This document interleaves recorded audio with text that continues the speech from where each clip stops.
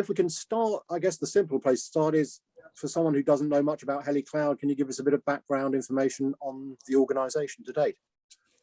HeleCloud, at least until a couple of weeks ago, was a relatively small organization, a leader in the public cloud space, and a very capable,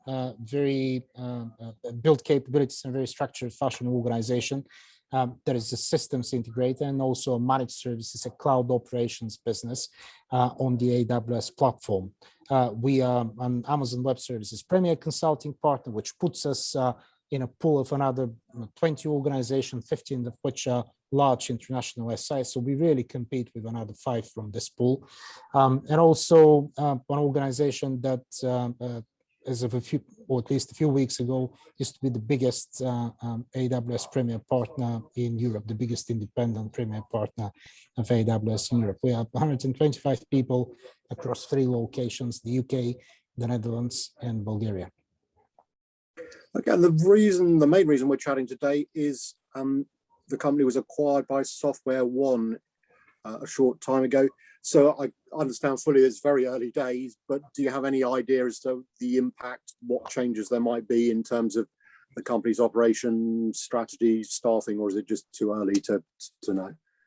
That's a great question, Phil. HeleCloud is an organization that, unlike many of the other players in this space, at least those of our caliber and some of the much bigger ones, is focus on outcomes. We are not an organization that provides our customers with capable people, or not only capable people. We are an organization that has productized everything that we do. And whether we are talking about one-off outcomes, such as us building cloud applications for our customers, whether it is us conducting well-architected reviews, whether it is us building infrastructure by using standard landing zones, or building application modernization capabilities and CI/CD pipelines. All of these, in our case, are productized, and as we engage with customers, we actually go to them and we help them understand what is going to be the outcome once we have started working with them. In a very cloud-native fashion, these services are also standardized, packaged, and fully automated, and they come at a fixed price point as well, which makes us very different from everyone else, which again would be focusing on the capable people, and we would be putting bodies in front of a customer. We put packages and packaged services in front of our customers. That's also the case when we need to operate whatever we have built as part of our cloud managed services, which we now call cloud operations. Our cloud operations capabilities are based on and the way we deliver the service is actually based on packaged offerings, a very well-designed service catalog, and also specific SLAs, race matrices. So we're very specific about the outcomes that we are providing.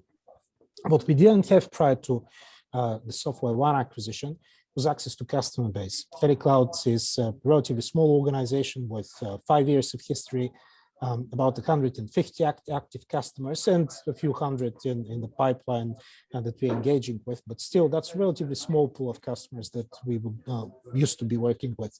In the context of SoftwareONE, we've got very scalable capabilities, which can scale in a non-linear fashion in relation to the number of people of the business, which will continue to be a relatively small business.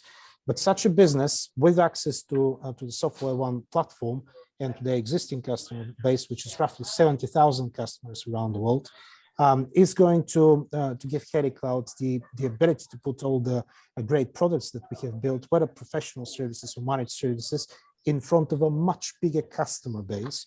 And it's going to allow us to very rapidly propagate all these capabilities, not just in Europe, but in the fullness of time across the entire world as well. So it is the combination of the platform which SoftwareONE provides, as well as the capabilities that come specifically from HeleCloud, that makes us so impactful. And that was one of the reasons why we thought such an acquisition makes a lot of sense to everyone, including our customers and partners, not just HeleCloud and SoftwareONE. Yeah, and do you see any sort of specific challenges with the coming, I mean, other than the obvious ones, integrating two organizations, there are never to be a period of sort of pain, shall we say, while everyone adjusts, but do you see any particular challenges, or do you only see mainly sort of upsides to the coming together? Well, I'm sure that there is always going to be challenges, but that's the reason why I'm here, and that's why we've got a leadership team at HeleCloud. We have overcome a number of challenges over the last 5 years, and I'm sure that there's plenty more waiting in store for us. And yes, the integration with another organization, even as friendly and accommodating as SoftwareONE, will always be presenting some challenges to the acquired organization. I have no doubt about that. But at the same time, if I look at the challenges that I can only foresee, but I have no specific visibility into any at the moment, and I look at these challenges on balance, I think it's very clear that the benefits far outweigh anything that we may ever come across as a challenge at all. We spent about 18 months, probably a bit less than that, but about 18 months in the process of selecting the future home of HeleCloud, and we spoke to multiple organizations. So some of the decisions that we had to make when it comes to selecting the acquirer for HeleCloud were made well ahead of the actual act of the acquisition, and we spoke to various different organizations, and we looked at various different models.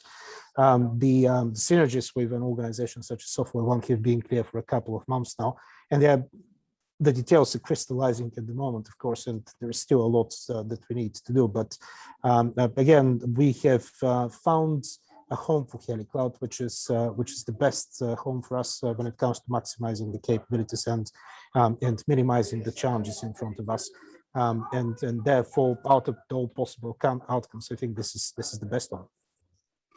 Okay, and in terms of what HeleCloud brings to SoftwareONE, I'm thinking sort of obviously the technology, they were attracted to that, the solutions, and presumably there's quite a lot of expertise within your organization. So I'm wondering, if you outline what SoftwareONE is gaining by acquiring HeleCloud, and also, I guess, more generally, why HeleCloud's technology stroke solutions, what makes them so relevant, important to the customer base at the current time? These are very, very good questions, Phil. I'll start with the second one, if that's okay, and then go back to the first one. HeleCloud is a business that is focused on our customers. We don't typically even consider what our competitors are doing. We're laser focused on what it is that our customers expect from us, and we're not afraid to innovate and come up with new ways of doing business with our customers. Our portfolio is entirely built on the basis of what we see as demand, and furthermore, what we think our customers will demand from us in the future, even the demand is not there yet. And it is not based on us plagiarizing ideas or entire portfolio domains from our competitors and doing the same as everyone else. So we have always been much more focused on the customers and far less focused on what the competition is doing. And therefore, our portfolio is unique in its nature. But when I say that it's unique, it's built with a vision, and others are probably coming to this vision or have come in other ways to a similar vision. But what I think is very important to understand is that HeleCloud has a triad of capabilities, which include infrastructure, they include cloud native application development, and they include managed services or cloud operations. And these are the three very powerful parts of our portfolio that make us unique.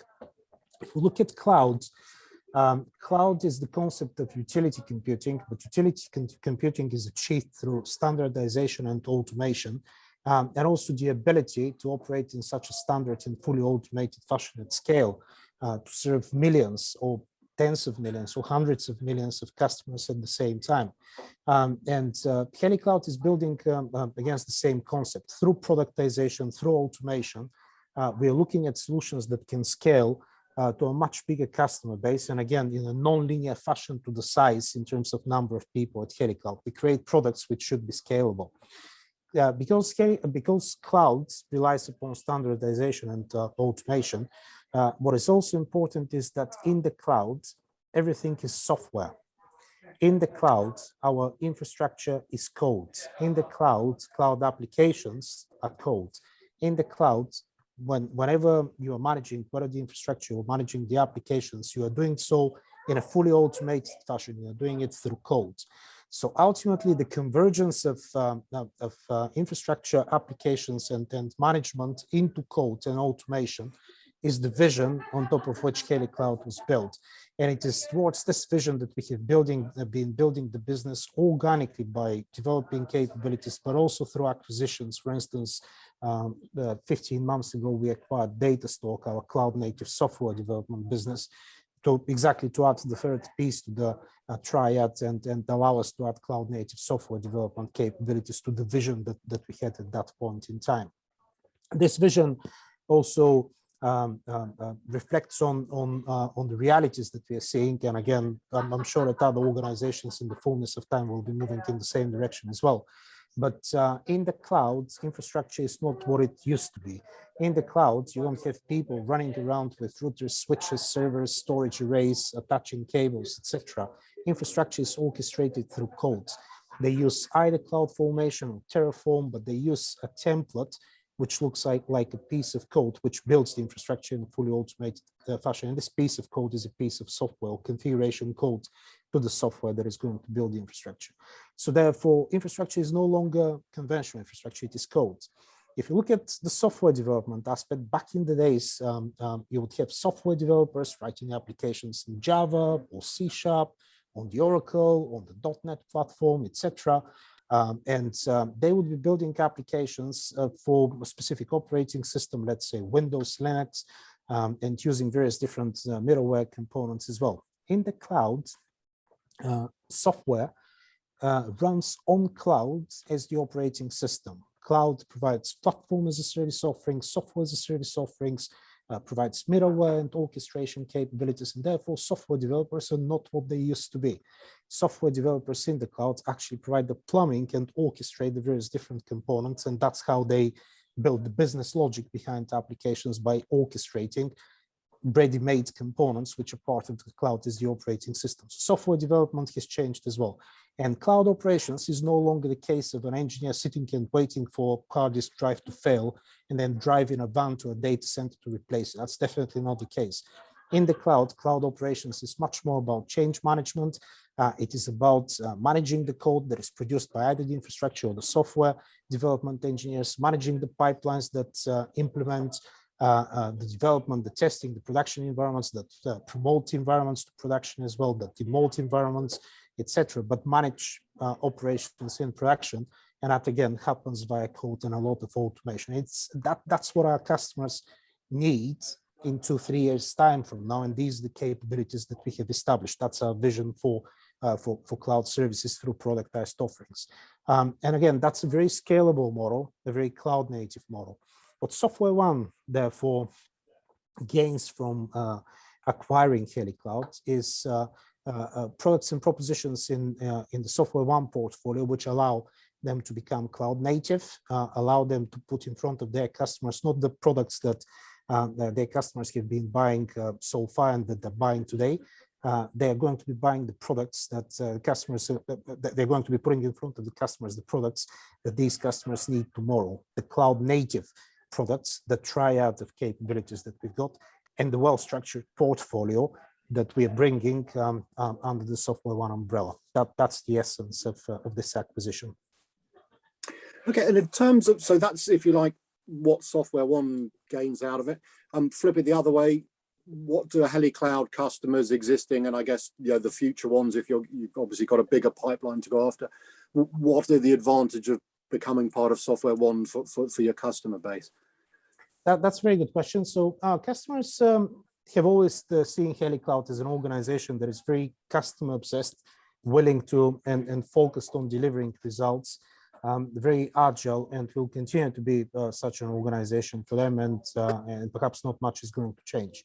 But at the same time, they're going to see also a HeleCloud that now is owned by a much bigger organization, which brings with it all the benefits, including much bigger financial stability, especially for the bigger customers of ours that perhaps purely from a financial and compliance perspective have had to consider that.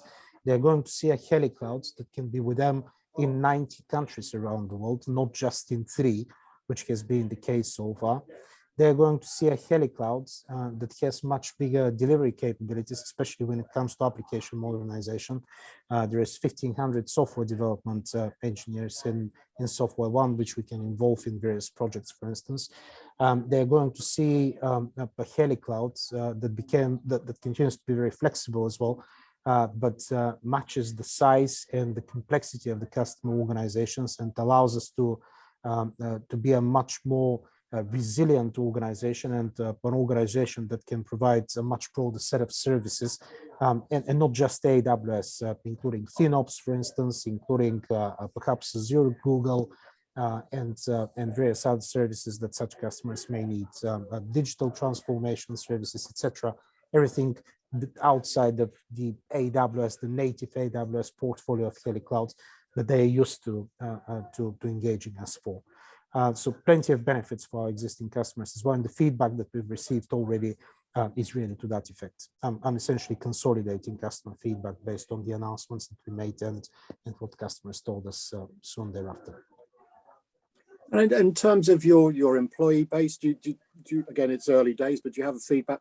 Are they excited by the prospect of being able to deliver, if you like, even more sort of value, experience, knowledge to your customers?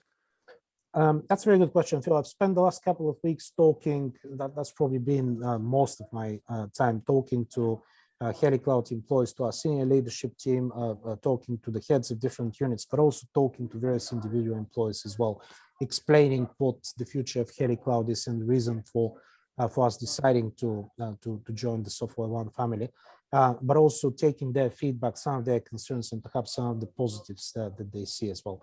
And while every change brings a level of uncertainty with it, and clearly some of our employees have questions and perhaps sometimes reservations as well, I would say that the sentiment of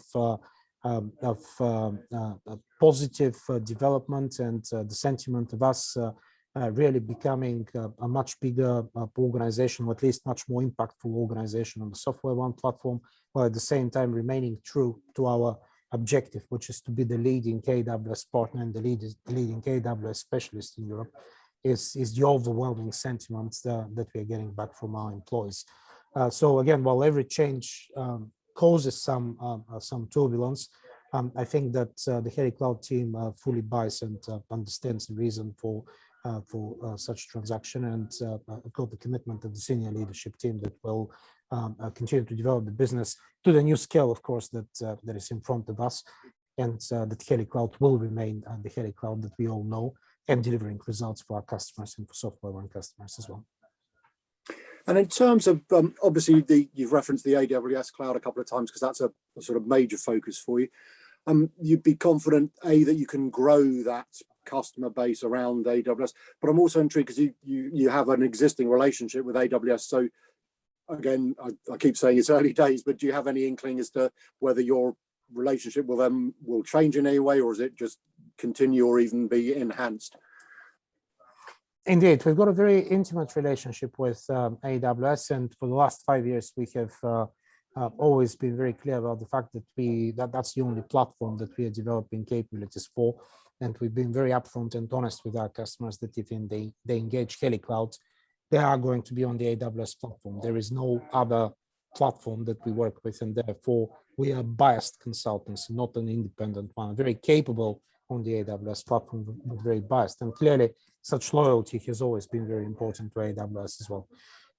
Being part of SoftwareONE in the eyes of AWS is a HeleCloud which can scale to 90 countries and provide the same loyalty and capabilities around the world, but do it at a much bigger scale, and perhaps with organizations of much bigger sizes as well. And with the financial backing of the much bigger organization that is on a mission to establish very solid AWS capabilities in Europe, but also around the world as well. So the feedback from AWS as well has been very, very positive. In a similar fashion to us talking to customers, we've gone to the general managers for a few of the major geographies in Europe that we work with, and their partner and also sales teams, and the feedback has been very, very positive.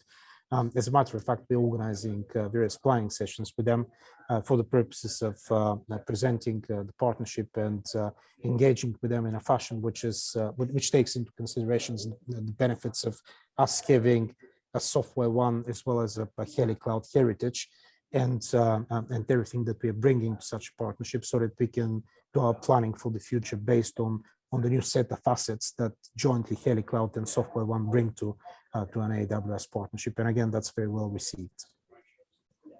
And this may be a trivial matter, but if I recall, SoftwareONE are an advanced consulting partner, AWS, and yourselves are a premier partner. Does anything change with that? Do you have to sort of absorb the two to become one, or can you carry on doing your own sort of, own partner activities? That's probably a very technical issue, Phil, and I don't think that we'll be spending a lot of time on that.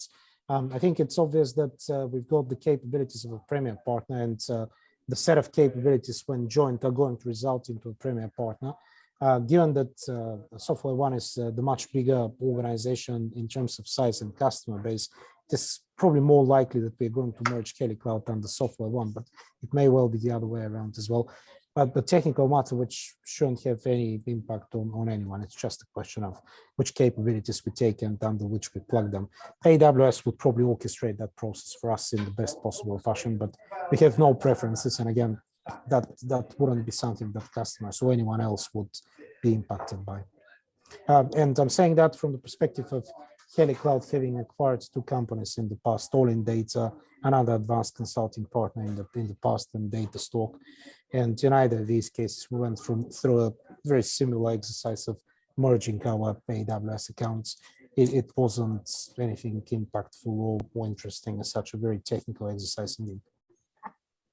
Okay, and maybe as we conclude, just a sort of slightly wider view. I mean, I guess pre-pandemic, digital transformation was on most companies' sort of roadmaps. I think most people agree that pandemic has accelerated that process, and the hybrid IT, and then obviously the hybrid workplace came along in the pandemic.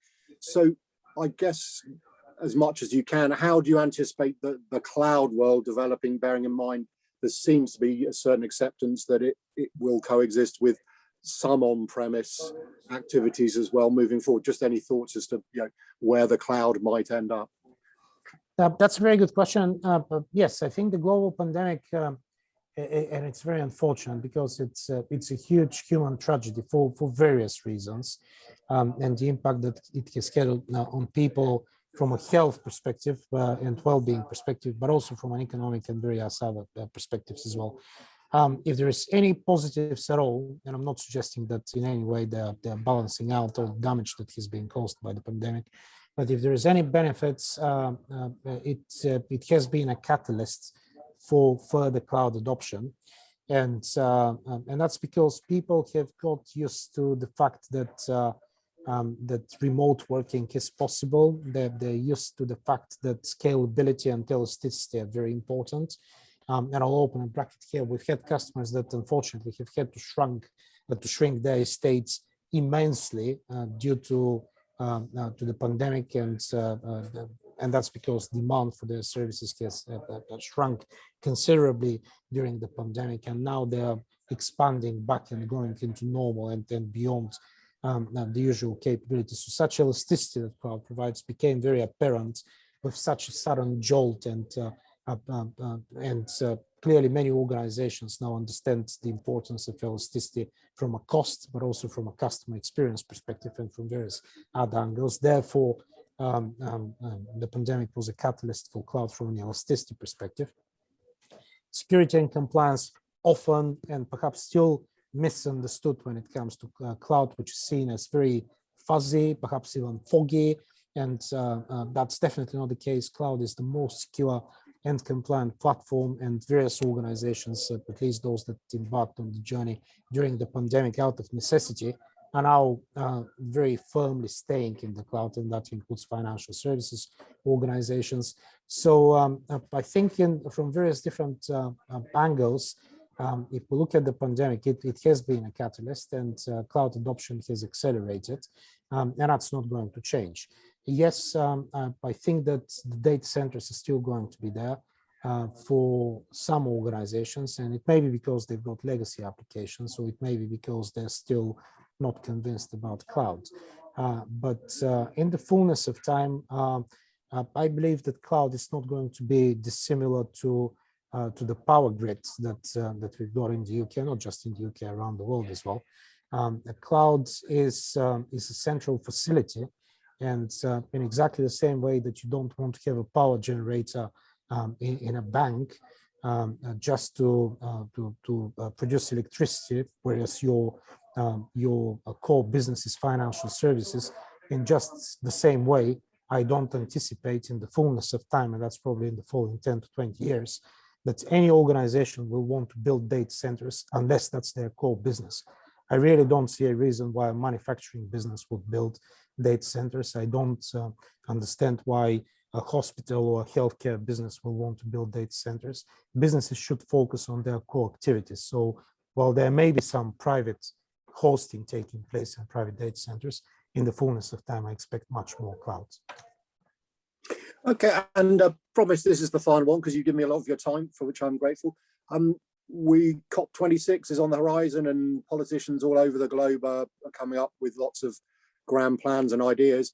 I'm just wondering whether you as a business, do you get any customers now, or do you anticipate them starting to push back, ask you about your sustainability credentials and or helping them with theirs, or because of the nature of the business, are you a little bit removed from that kind of activity? Just any thoughts? Well, no, sustainability has been a requirement of our customers for a while. And while it's not one of the core requirements, the upper we go in the stack, the more enterprise customers we see, the more often it is that we need to talk about sustainability. And when it comes to clouds and the things that we do, I think it's very important for us to recognize that both the cloud, the hyperscalers, the big cloud services providers, the Amazon Web Services, the Googles, the Microsoft, the Azures of the world, and the likes, are the organizations that have all the incentives to ensure that they're building sustainable businesses, which, from a cost perspective, continue to optimize their costs and to reduce, for instance, their electricity consumption requirements, because that's one of the biggest cost elements in their portfolio. So I think through natural economic principles, the hyperscalers are incentivized to look at sustainability. And you're going to see AWS, but not only just AWS, talking about their green credentials. You're going to see them talking about the way in which they produce and consume electricity. You're going to see them talking about their either direct investments or connected investments into green power production capabilities. And therefore, I think it's important that due to the scale of these hyperscalers, such projects are possible, and that's beyond perhaps the budget and the capabilities of any individual government in the world as well. And these businesses are already doing a lot when it comes to environmental impact, or reducing their environmental footprints and becoming carbon neutral as well. I also spoke about elasticity in another context, but I think it's very important here as well. Very simple aspects of cloud, such as elasticity and automation, have immense impact on sustainability and green credentials as well. If you're running a data center and you've got 1,000 servers in it, physical boxes in it, these 1,000 physical boxes are going to consume a certain amount of electricity, whatever you do, whether you're running applications on them or not, whether it's 8 o'clock in the morning or whether it's 11 o'clock at night, they're still going to be there. Hard disk drives spinning, fans spinning, and they're consuming electricity day in, day out, every second of the day. If you are in a cloud-based environment, through concepts such as elasticity, you may be running 1,000 virtual instances at 9 o'clock in the morning when your customers hit your website and start ordering goods, or ask you to deliver coffee to their homes, or whatever else you may be providing to your customers. And by 11 o'clock at night, you may have just a few customers on your website, so you may be able to shrink your estate to the minimum required, so that you can continue to serve these customers. And therefore, your bill is going to shrink as well, but ultimately your consumption, your footprint on top of the hyperscaler is going to be minimal as well. Through the density at which hyperscalers are in a position to manage and optimize their estate for millions of customers, and through the economies of scale and the fact that they're able to oversubscribe their estate for millions of customers, you have a huge benefit. Elasticity of your workloads in the cloud provide a huge benefit, and allow each and every individual company to become much more environmentally responsible just by the fact that they're using cloud in a cloud native fashion and using principles such as elasticity, for instance. So to everyone that is willing to listen, cloud and the services that we as HeleCloud provide on top of the cloud platform would come across as a very green and sustainable platform. And yes, we are always happy to see such types of requirements, which again, typically come at the enterprise grade, but are unusual for the mid-market or small and medium businesses that we engage with. Okay, I mean, we've covered a lot and you've given us a lot of interesting ideas and thoughts. So, Dob, I really appreciate your time. Thank you very much indeed. Thank you. Thank you very much for your time, Phil.